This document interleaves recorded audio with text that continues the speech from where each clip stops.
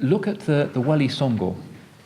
We should know about the Wali Songo. They are the 9 awliya, the 9 great scholars and saints, who are traditionally credited with the conversion of the island of Java to Islam. Java, really a place whose identity is complicated, really complicated, because its deep substrate is shamanistic, and then they became Buddhist, we don't know how, and then they became Hindu, which is strange when you think Buddhist, then Hindu, but we don't know how that happened, and then they became Muslim, and now they're kind of everything. And that unique, extraordinary process, for him, provides an interesting context for investigating the capacity of Islam to deal with massive multiplicity and to inculturate itself. Now, inculturation is not the same thing as assimilation, just kind of going native and losing yourself. For him, the great genius of Islam is that it retains its structures of doctrine and of practice absolutely and miraculously intact in the midst of outward cultural forms that can be more diverse than those cultural forms generated by any other civilization. And that's a balance that is characteristic of Islam and makes our Cave of Treasures so much busier and deeper and richer than anybody else's.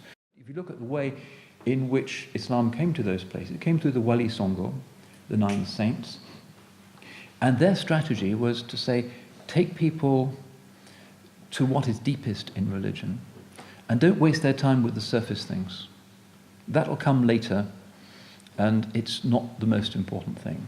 What they believe is actually more important than what they're wearing. Is that really a difficult concept? For some Muslims nowadays, it does seem to be, oh, if he's not wearing a hijab.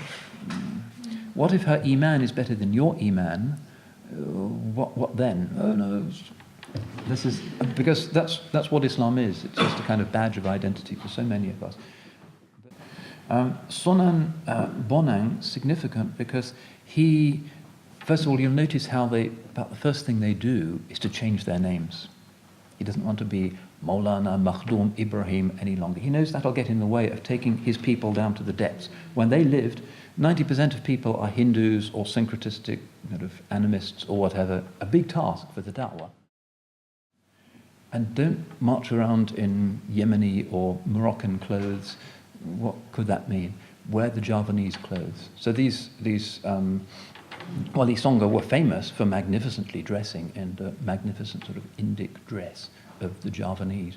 And that overcame the surface barriers and enabled them to take the people of Java by the hand and to dive with them into the depths.